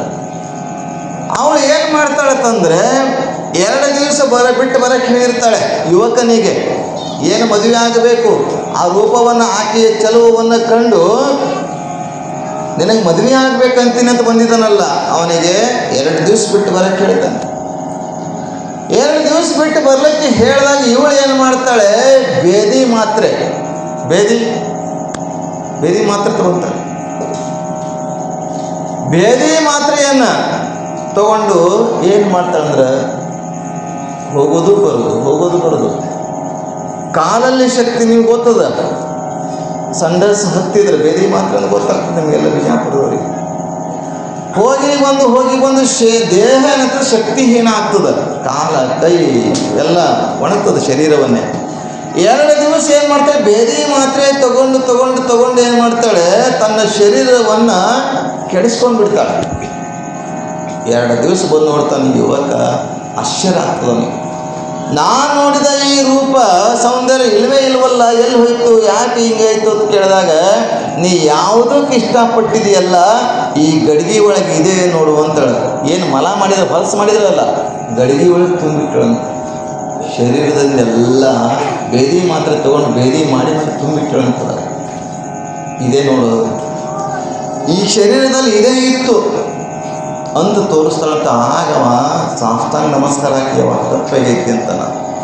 ಇಂಥ ಹೆಣ್ಮಕ್ಳು ನಮ್ಮಲ್ಲಿದ್ದಾರೆ. ಈಗ ಅಂಥ ಈ ಚರ್ಮ ಇದೆ ಅಂತೇಳಿ ಸುಂದರವಾಗಿ ಕಾಣಾಗತ್ತೆ. ಚರ್ಮನೇ ಇಲ್ಲ ಅಂತಂದರೆ ಯಾರು ನೋಡಲ್ಲ. ಎಲ್ಲರೂ ಕೂಡ ಮನೆಯ ಮಕ್ಕಳು, ಹೆಂಡತಿ, ಗಂಡ ಹೆದರ್ತಾರಂತೆ. ಬಿಬ್ಬೇತಿ ತಸ್ಮಿನ್ ಕಾಯೆ. ಈ ಕಾಯಕ ಶಂಕರಾಚಾರ್ಯರು ಕೇಳಿದರೆ, ಶರೀರದಲ್ಲಿ ಪ್ರಾಣ ಇರೋ ತನಕ ಎಲ್ಲರೂ ನನ್ನವರು ತನ್ನವರು ಅಂತಾರೆ. ಅನ್ನವ ತೀರಿದ ಮರುದಿನವೇ ನನ್ನವರು ಅನ್ನೋರು ಯಾರಿಲ್ಲ. ಹೀಗೆ ಅಡಿಯೂರು ಸಿದ್ಧಲಿಂಗೇಶ್ವರನ ಆಕೆಯನ್ನು ಕಣ್ಣು ತೆಗೆಸ್ತಾರೆ. ಅಸ್ಥಿ ಪಂಜರವಿದೆ, ಇದೇನಿಲ್ಲ, ಚರ್ಮದ ಹೊದಿಕೆ ಅದಂತ ಚೆಂದ ಕಾಣುತ್ತೈತಿ. ಹಾಗೆ ಇಲ್ಲಿ ಅಲ್ಲಮ ಪ್ರಭುವಿಗೆ ಮೋಹಿತನಾಗಿರ್ತಕ್ಕಂಥ ಆ ಮಾಯಾದೇವಿಗೆ ಉಪದೇಶ ಮಾಡ್ತಾನೆ. ಇಲ್ಲಿ ಏನಂತಂದ್ರೆ ಈ ಶರೀರ ಮೋಹಗೊಳ್ತಾ ಇರ್ತದೆ. ಶರೀರ ಇದೊಂದು ಪಂಚ ಮಹಾಭೂತಗಳಿಂದ ನಿರ್ಮಾಣವಾಗಿರ್ತಕ್ಕಂಥದ್ದು. ಹೇಗೆ ಭೂಮಿಯ ಗುಣಧರ್ಮವನ್ನು ಹುಲ್ಲು ಕಡ್ಡಿ ಗಿಡಗಳಂತೆ ಬೆಳೀತು, ಹಾಗೆ ಚರ್ಮ ಏನಿದೆಯಲ್ಲ ಭೂಮಿಯ ಗುಣಧರ್ಮ. ಕಣ್ಣಿನ ಗುಣಧರ್ಮ ಅಂತಂದರೆ ಬೆಂಕಿ ಮತ್ತು ಜಲ ಸೇರಿ ಕಣ್ಣಾಗೈತಿ. ನಾಲಿಗೆ ಜಲ ಮತ್ತು ಅಗ್ನಿ ತತ್ವದಿಂದ ನಾಲಿಗೆ ಆಗೈತಿ. ಕಿವಿ ವಾಯು ತತ್ವ ಮತ್ತು ಭೂಮಿ ತತ್ವದಿಂದ ಕೂಡಿರುವುದು ಕಿವಿ ಆಗೈತಿ. ಹ್ಯಾಂಗೆ ಪಂಚಮಹಾಭೂತಗಳು ಒಂದರೊಳಗೊಂದು ಸೇರಿ ಪಂಚೀಕರಣಗೊಂಡು 25 ತತ್ವಗಳಾಗಿತ್ತು. 25 ತತ್ವಗಳಿಂದ ಈ ಶರೀರ ನಿರ್ಮಾಣವಾಗಿದೆ. ಮತ್ತು ಈ ಶರೀರ ಬಿತ್ತು ಅಂತಂದರೆ ಮಣ್ಣಾಗೋಗ್ತದೆ. ಪಂಚಮಹಾಭೂತಗಳಲ್ಲಿ ಬಯಲನೆ ಬಿತ್ತಿ, ಬಯಲನೆ ಬೆಳೆದು, ಬಯಲಾದರು ನೋಡು ಅಂತ ಹೇಳ್ತಾರೆ. ಬಯಲಾಗ್ತದೆ. ಇಂಥ ಬಯಲಾಗ್ತಕ್ಕಂಥ ಶರೀರಕ್ಕೆ ನೀ ಯಾಕೆ ಮೋಹಗೊಳ್ತಾ ಇದ್ದೀಯಾ? ನಿನ್ನ ದೃಷ್ಟಿ ಸರಿಯಿಲ್ಲ, ನಿನ್ನ ನಡವಳಿಕೆ ಸರಿಯಿಲ್ಲ, ನೀನು ನೋಡ್ತಕ್ಕಂಥ ನೋಡು ಸರಿಯಿಲ್ಲ. ನೀನು ತಾಮಸಿಕ ಗುಣದಿಂದ ನಮ್ಮನ್ನು ನೋಡ್ತಾ ಇದ್ದೀಯ. ಹಾಗೆ ತಾಮಸಿಕ ಪಾರ್ವತಿ ತಾಮಸಿಕ ಕಳೆಯಿಂದ ಹುಟ್ಟಿರ್ತಕ್ಕಂಥವಳು. ಹಾಗೆ ದೇಹ ಎಂಬುದು ತುಂಬಿದ ಬಂಡಿ ಕಂಡಯ್ಯ, ಕಾಲುಗಳೆರಡು ಗಾಲಿ ಕಂಡಯ್ಯ. ಅಲ್ಲಮ್ಮ ಪ್ರಭು ಹೇಳ್ತಾರೆ ದೇಹದ ಬಗ್ಗೆ, ಕಾಲುಗಳು ಎರಡು ಗಾಲಿ ಕಂಡಯ್ಯ. ದೇಹ ಎಂಬುದೊಂದು ತುಂಬಿದ ಬಂಡಿ ಕಂಡಯ್ಯ. ಕಾಲುಗಳೆರಡು ಬಂಡಿಯ ಚಕ್ರಗಳು. ದೇಹ ಏನಿದೆ ತುಂಬಿದ ಬಂಡಿ. ಇದು ಏನೇ ತುಂಬಿಕೊಂಡೇವಿ? ಅಮಧ್ಯ, ಮಾಂಸ, ಮಜ್ಜೆ, ಅಸ್ಥಿ ಪಂಜರ, ಮೂಳೆಗಳದವಳೆ. ಮಾನವ ಮೂಳೆ ಮಾಂಸದ ತೊಡಕೆ, ಇದರ ಮೇಲಿದೆ ತೊಗಲಿನ ಹೊದಿಕೆ. ಹೇಳಿಲ್ಲ? ಬರುವಾಗ ಬತ್ತಲೆ, ಹೋಗುವಾಗ ಬತ್ತಲೆ, ನಡುವೆ ಬರೀ ಕತ್ತಲೆ. ಇಂಥ ಜೀವನವನ್ನು ನಡೆಸ್ತಕ್ಕಂಥ ಈ ದೇಹ ಹೊಲಸು ತುಂಬಿರ್ತಕ್ಕಂಥ ಬಂಡಿ. ಅಲ್ಲಮ ಪ್ರಭು ಆಕೆ ಕಣ್ಣು ತೆಗಿಸ್ಬೇಕು. ಒಂದು ಕಡೆ ದೇಹವೇ ಬಂಡಿ ಇದು ಹೇಳಿದ್ರು. ರಥ ಅಂತ ಭಗವದ್ಗೀತೆಯಲ್ಲಿ ಇದನ್ನು ರಥ ಅಂತ ಹೇಳಿದ್ರು. ಉಪನಿಷತ್ನಲ್ಲಿ ರಥ ಅಂತ ಹೇಳಿದರು. ದಾಸಮೇಯದಕ್ಕೆ ಬಂಡಿ ಅಂತಂದ್ರು. ಕಡೆಗಿಲ್ಲದ ಬಂಡಿ ಹೊಡೆಗಡೆ ಮಾಡ್ಬೋದೇ, ಕಡೆಗಿಲು ಬಂಡಿಗಾಗ ಅಂತೇಳಿ. ಬಸವಣ್ಣದಕ್ಕೆ ಗುಡಿ ದೇಗುಲ, ದೇಹವೇ ದೇಗುಲ, ಶಿರವೇ ಹೊನ್ನ ಕಳಿಸ ಅಂತ ಹೇಳಿದರು. ಆದರೆ ಈಕೆ ಕಣ್ಣು ತೆಗಿಸ್ಬೇಕಾಗಿತ್ತಂದ್ರೆ ಕಾಲು ಎರಡು ಗಾಲಿ ಒಬ್ಬ, ದೇಹ ತುಂಬಿದ ಬಂಡಿ ಅದ. ಇದು ಯಾವಾಗ ಬೀಳ್ತೈತೆ ಗೊತ್ತಿಲ್ಲ. ಹೀಗೆ ಇದನ್ನು ಈ ಶರೀರವನ್ನು ಬಂಡಿಯ ಹೊಡೆಯವರು 5 ಮಾನಸರು. 5 ಜನ ಅದರಂತೆ. ಬಂಡಿ ಹೊಡೆಯವರು 5, ಒಬ್ಬರೇ ಇಲ್ಲ, 5 ಜನ ಅದರಂತೆ. 5 ಜನ ಯಾರು? ಕೈ, ಕಾಲು, ಕಣ್ಣು. ಅಂದ್ರೆ ಇಲ್ಲಿ ಪಂಚ ಜ್ಞಾನೇಂದ್ರಿಯಗಳಂತ ಹೇಳಕ್ಕೆ ಸಾಧ್ಯ. ನಾಲಿಗೆ ಒಂದು ರೀತಿಯಾಗಿ ಕೆಲಸ ಮಾಡ್ತಾ ಇರ್ತದೆ, ಕಣ್ಣು ಒಂದು ರೀತಿ ಕೆಲಸ ಮಾಡ್ತಾ ಇರ್ತದೆ, ಕೈ ಒಂದು ರೀತಿ ಕೆಲಸ ಮಾಡ್ತಾ ಇರ್ತದೆ, ಕಾಲು ಒಂದು ರೀತಿ ಕೆಲಸ ಮಾಡ್ತದೆ ಅಲ್ವ? ಗಾಡಿಯ ಹೊಡೆಯವರು, ಈ ದೇಹ ಎನ್ನುವ ಗಾಡಿ ಹೊಡೆಯವರು 5 ಜನ ಇದ್ದಾರೆ. ಪಂಚ ಜ್ಞಾನೇಂದ್ರಿಯಗಳಿದ್ದಾವೆ. ನಾಲಿಗೆ ಏನಾದರೂ ತಿನ್ನಬೇಕಂತ ಮನಸ್ಸು ಮಾಡಿದ್ರೆ ಸಾಕು, ಅದು ಇಷ್ಟಪಟ್ಟಿದ್ದು ಸಾಕು, ಅದ್ರ ಕಡೆ ಹೋಗ್ತದೆ. ಕಣ್ಣು ಏನಾದರೂ ನೋಡ್ಬೇಕಂದ್ರೆ ಅದ್ರ ಕಡೆ ಹೋಗ್ಬಿಡ್ತದೆ. ಅದಕ್ಕೆ ಮನವೆಂಬ ಮರ್ಕಟನು ಅಂತೇಳಿದರು. ಮರ್ಕಟ ಆ ಮನಸ್ಸು ಈ ಇಂದ್ರಿಯಗಳ ಜೊತೆಗೆ ಸೇರಿ ಏನು ಮಾಡ್ತಾ ಇದೆ ಅಂದರೆ ಈ ಬಂಡಿಗೆ ನಾಶಗೊಳಿಸ್ತಾ ಇದೆ. ಸಂಸಾರ ಎನ್ನುವುದು ಗಾಳಿಯ ಸೊಲರಗಳಿದೆ. ಅದು ಇನ್ನೊಂದು ಹೇಳ್ತಾರಲ್ಲ, ನೀರ ಮೇಲಿನ ಗುರುಳಿ ನಿಜವಲ್ಲ ಹರಿಗೆ. ಅದು ಈ ಸಂಸಾರ, ಈ ಮಾನವ ಜನ್ಮ ನೀರ ಮೇಲಿನ ಗುರುಳಿ. ಯಾವಾಗ ಹೊಡಿತದೋ ಯಾವಾಗ ಹುಡ್ತದೋ ಗೊತ್ತಿಲ್ಲ. ಇದಕ್ಕೆ ಹೊಡಿತಕ್ಕಂಥವ್ರು 5 ಜನ ಇದ್ದಾರೆ, ಈ ಗಾಡಿ ಹೊಡೆಯೋರು 5 ಜನ ಇದ್ದಾರೆ. ಒಬ್ಬರು ಇದ್ದರೆ ಹೆಂಗಾದರೂ ಅದನ್ನು ಹೋಗ್ಬೋದು. ಯಾಕಂದರೆ ಈ ಕಡೆ ಒಬ್ಬ ಜಗ್ತಾನೆ, ಈ ಕಡೆ ಒಬ್ಬ ಜಗ್ತಾನೆ. ಒಂದೇ ಹೊಡೆ ಒಬ್ಬನೇ ಇದ್ದರು ಚಂದ. ಹಾಗೆಲ್ಲಿ 5 ಅದರಿಚ್ಛೆಯ ನರಿದು ಹೊಡೆಯದಿದ್ದರೆ, ಅದರಿಚ್ಛೆಯ ಅರಿತು ಹೊಡೆಯದಿದ್ದರೆ ಏನಂತಾರೆ, ಅದರ ಅಚ್ಚು ಮುರಿಯಿತ್ತು. ಅಚ್ಚಿರ್ತೈತಿ, ಅಚ್ಚು ಮತ್ತು ಇಚ್ಛೆಯಿಂದ ಹೊಡೆದ್ರೆ ಸರಿಯಾಗಿ ಹೋಗ್ತದೆ. ಇಚ್ಛೆ ಇಲ್ದಂಗೆ ಹೊಡೆದ್ರೆ ಒಗ್ಗಲಾಗಿ ಬೀಳ್ತೈತಿ, ಎಲ್ಲೋ ದಾರಿ ಬೀಳ್ತದೆ.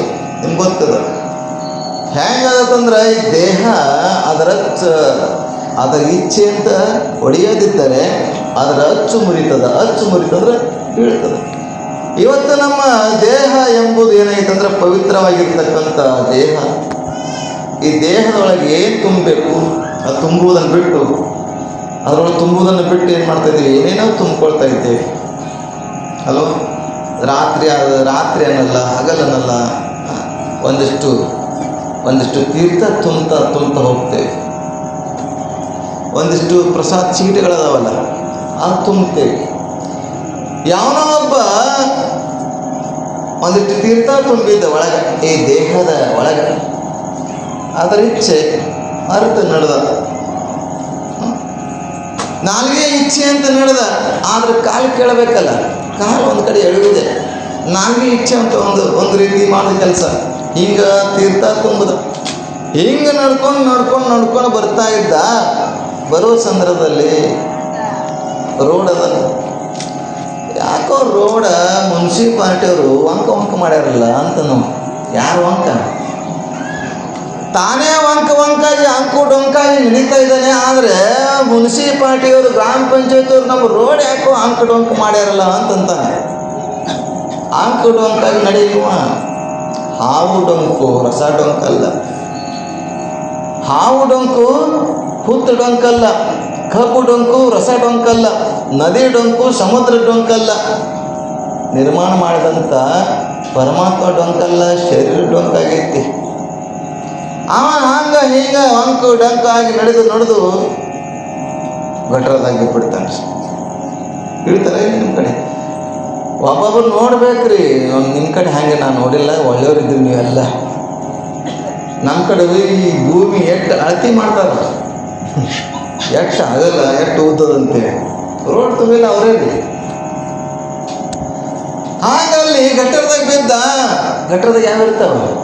ನಾಯಿ, ಹಂದಿ. ನಿಮ್ಮ ಕಡೆ ಇಲ್ಲ, ನಮ್ಮ ಕಡೆ ಕತ್ತೀರ. ಮತ್ತು ನೀವು ಯಾರು ಬೇಜಾರು ಮಾಡ್ಕೋಬೇಡಿ. ಅದಕ್ಕಲ್ಲಿ ಗಟ್ಟರದಾಗ ನಾಯಿ ಹಂದಿಗಳು ವಾಸವಾಗಿದ್ದು ಅವಂತವೇ. ನಮ್ಮ ಮನೆಗೆ ಇವತ್ತು ಅತಿಥಿ ಬಂದಿದ್ದಾನೆ. ನಮ್ಮ ಮನೆಗೆ ಅತಿಥಿ ಆನಂದವಾಗಿ ತೇಲಾಡ್ಕೊಂಡು ಬಂದು ಮಲ್ಕೊಂಡ್ಬಿಟ್ಟ. ತಣ್ಣಗೆ ಎಸಿದಾಗ ಬಂದು ಮಲ್ಕೊಂಡಾಗಿದ್ರೆ ಅವನಿಗೆ ತಣ್ಣಗಿರ್ತತಿ. ಎಲ್ಲರ ಮನೆ ನೀರು ಅದ್ರಾಗೆ ಹರಿದು ಹೋಗಿರ್ತಾವ. ತಣ್ಣಗೆ ಅನ್ನಿಸ್ತು, ಎಸಿದಾಗ ಮಲ್ಕೊಂಡಂಗಾಗೈತಿ. ಆಗ ಆ ಹಂದಿಗಳು, ನಾಯಿಗಳು ಏನು ಮಾಡ್ತವೆ, ಅವನಿಗೆ ಉಪಚಾರ ಮಾಡೋಕ್ಕೆ ಶುರು ಮಾಡ್ತವೆ. ಯಾಕಂದರೆ ಅತಿಥಿ ಅಲ್ಲ, ನಮ್ಮ ಮನೆಗೆ ಬಂದಿದ್ದಾನೆ, ಅತಿಥಿ ದೇವೋ ಭವ. ಆಗ ಆತಿಥ್ಯವನ್ನು ಮಾಡ್ತಾ ಇರ್ತಾರೆ. ನಾವು ಸ್ವಲ್ಪ ತೀರ್ಥ ತೊಗೊಂಡು ಒಂದಿಷ್ಟು ಊಟ ಮಾಡಿ ಬಂದಿದ್ದು ಧಾಬಾದಾಗ ಒಂದಿಷ್ಟು ಬಾಯಿಗೆ ಮೈಗೆ ಮುಸುರಿ ಹತ್ತಿತ್ರಿ. ಈ ಹಂದಿ ನಾಯಿಗಳು ಸುಮ್ಮಿರ್ತಾವ. ವಾಸಿಗಾಗಿ ನೆಕ್ಕಕ್ಕೆ ಶುರು ಮಾಡಿದಂಥ ಬಾಯಿ, ಕೈ, ಅವನ ಬಟ್ಟೆ ಮೇಲೆ ಬಿದ್ದಿತ್ತೆಲ್ಲ ಅದು ಈ ನೆಕ್ಕಕ್ಕೆ ಶುರು ಮಾಡುವೆಲ್ಲ ಹಂದಿ ನಾಯಿಗಳೆಲ್ಲ. ಆ ಮಲ್ಕೊಂಡಿದ್ದಲ್ಲ ಅದ್ರಾಗ ಇವು ಸೇವೆ ಮಾಡಗತ್ತವ. ಮಲ್ಕೊಂಡಿದ್ದ ಆನಂದದಾಗ ಒಂದು ಕನಸು ಬಿತ್ತು ಅವನಿಗೆ. ಕನಸು ಬಿತ್ತು.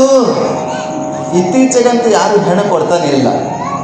ಒಕ್ಕಲ್ತನ ಮಾಡೋರಿಗೆ, ಗುಟ್ಕಾ ತಿನ್ನೋರಿಗೆ, 10ನೇ ಪಾಸಾಗಿ ಫೇಲಾಗಿ ಒಕ್ಕಲ್ತನ ಮನ್ಯಾಗ ಊರು ತುಂಬ ಓಡಾಡೋರಿಗೆ, ಏನು ನಿಮ್ಮ ಮನ್ಯಾಗ ಕೆಲಸ ಏನು ಮಾಡ್ತಾನೆ ಹುಡುಗ, ನೌಕರಿ ಇದ್ರೆ ಕೊಡ್ತೀವಿ ಅನ್ನುವಂಥ ಪರಿಸ್ಥಿತಿ ಒಳಗೆ ಅಟ್ರದಾಗ ಅವನಿಗೆ ಕನಸು ಬಿದ್ದಿತ್ತು. ಕನಸ್ದಾಗ ಏನಂತ ಐಶ್ವರ್ಯ ಮದುವೆ ಆಗಿದ್ದವ. ಐಶ್ವರ್ಯ ಮದುವೆ ಆಗಿದ್ದ. ಐಶ್ವರ್ಯ ಮದುವೆ ಆದ ಭಾಳ ಅತ್ಯಂತ ಪ್ರೀತಿಯಿಂದ. ಎಲ್ಲಿ ಕನಸ್ದಾಗ ಮತ್ತೆ ಗಟ್ರದಾಗ ಮಲ್ಕೊಂಡನ. ಈ ಹಂದಿಗಳೆಲ್ಲ ಅವನಿಗೆ ಶೈತ್ಯೋಪಚಾರವನ್ನು ಉಪಚಾರ ಮಾಡ್ತಾ ಇದ್ದಾವೆ. ಕನಸು ಬಿತ್ತು.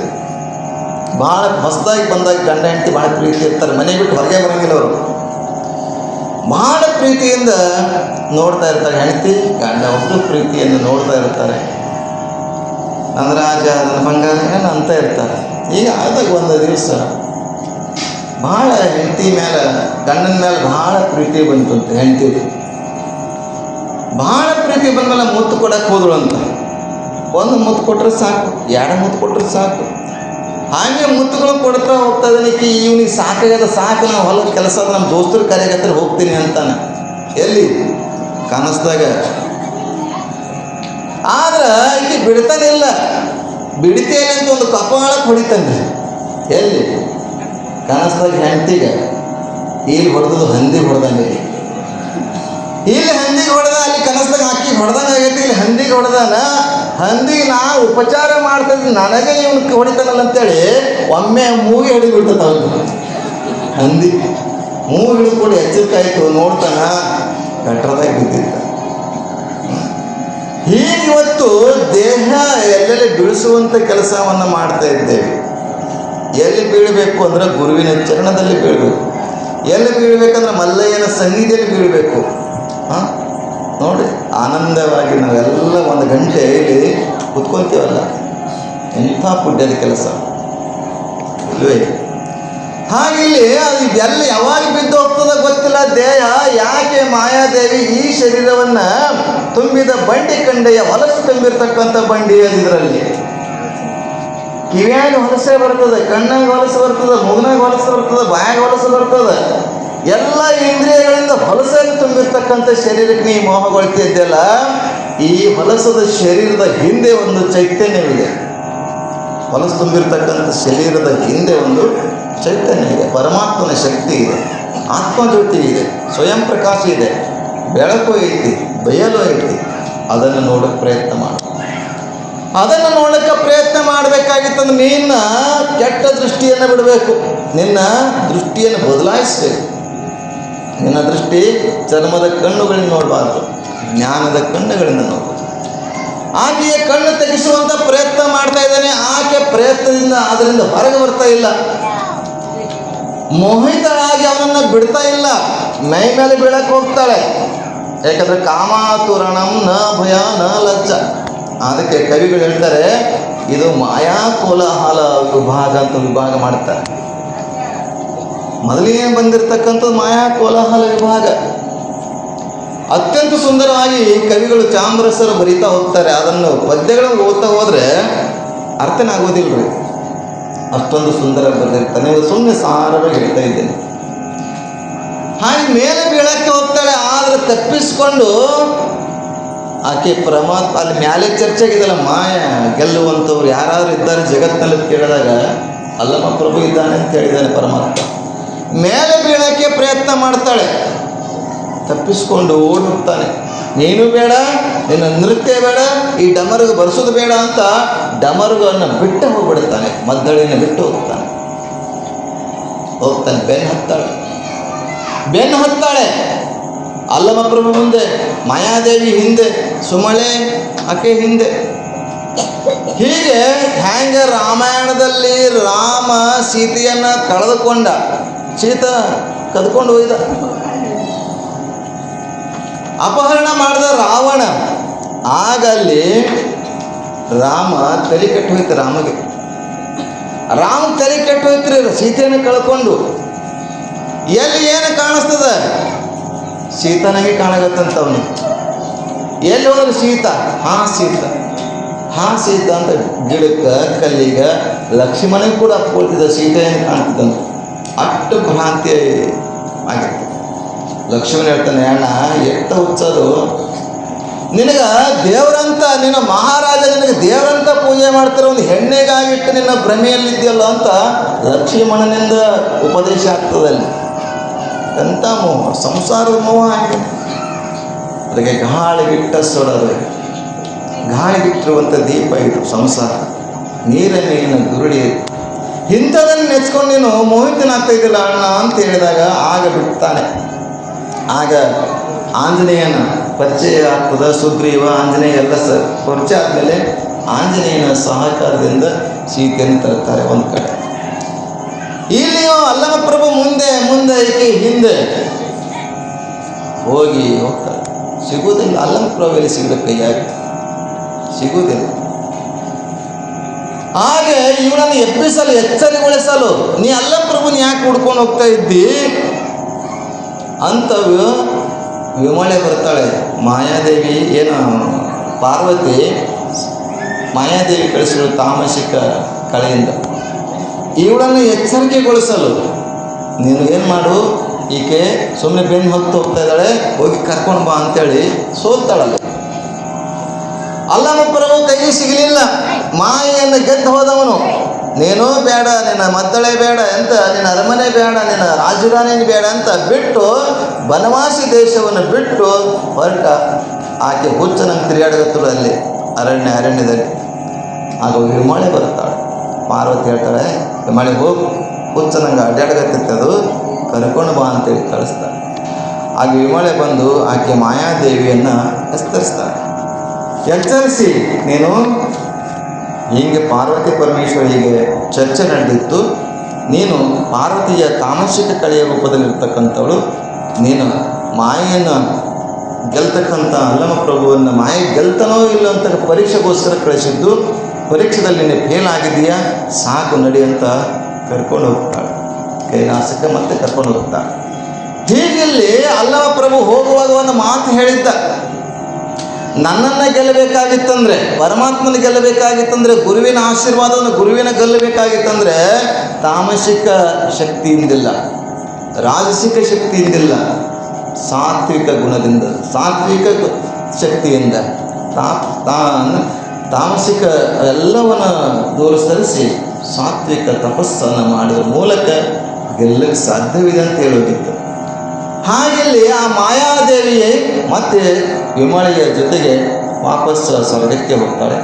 ಮುಂದೆ ಅವನನ್ನು ಗೆಲ್ಲಬೇಕು, ಹೆಂಗಾದ್ರೆ ಗೆಲ್ಲಬೇಕು ಅಂತ ಅವಳಲ್ಲಿತ್ತು. ನಾನು ಸೋತು ಬಂದಿನಲ್ಲಿ, ಇವಾಗ ತಾಮಸಿಕ ಕಳೆಯಿಂದ ಸೋತು ಬಂದಿನಂತಂದರೆ ಈಗ ನಾನು ಸಾತ್ವಿಕ ಕಳೆಯಿಂದ ಅವನನ್ನು ಗೆಲ್ಲ ಬರಬೇಕು ಅಂತ ಮಹಾದೇವಿಯ ರೂಪದಿಂದ ಭೂಮಿಗೆ ಅವತರಿಸ್ತಾಳೆ ಅನ್ನುವಂಥದ್ದನ್ನು ನೋಡ್ತಾ ಬರ್ತೇವೆ. ಆಕೆ ನಾಳೆ ಹುಡ್ತಾಳೆ. ಎಲ್ಲಿ ಹುಡ್ತಾಳೆ ಅನ್ನುವಂಥದ್ದು ಮಹಾದೇವಿಯ ಚರಿತ್ರೆಯನ್ನು ಕವಿಗಳು ಹೇಳ್ತಾ ಹೋಗ್ತಾರೆ. ಅಂಥ ಮಹಾದೇವಿಯ ಚರಿತ್ರೆ ಅಲ್ಲಮ ಪ್ರಭುವನ್ನು ಗೆಲ್ತಾಳೆ. ಯಾಕಂದರೆ ಅನುಭವ ಮಂಟಪದಲ್ಲಿ ಬಂದಾಗ ಅಲ್ಲಮ ಪ್ರಭು ಅನೇಕ ರೀತಿಯಾಗಿ ಪ್ರಶ್ನೆಗಳನ್ನು ಕೇಳ್ತಾನೆ. ಆ ಪ್ರಶ್ನೆಗಳಿಗೆ ಸಂಬಂಧಿಸವಾದ ಉತ್ತರಗಳನ್ನು ಕೊಡ್ತಾ ಹೋದಾಗ ಅವನನ್ನು ಗೆದ್ದು ಜಗತ್ತಿನಲ್ಲಿ ವೀರ ವೈರಾಗ್ಯ ನಿಧಿ ಅಂತ ಹೆಸರನ್ನು ಪಡೀತಾಳೆ. ಅಂಥ ಚರಿತ್ರೆಯನ್ನು ನಾಳಿನ ಸಮಯದಲ್ಲಿ ನಾವೆಲ್ಲ ನೋಡೋಣ ಅಂತ ಹೇಳ್ತಾ ಇವತ್ತಿನ ಸೇವೆಯನ್ನು ಗುರುಚರಣೆಗೆ ಅರ್ಪಿಸಿ ಮಂಗಲನ್ನು ಕೋರುತ್ತೇನೆ.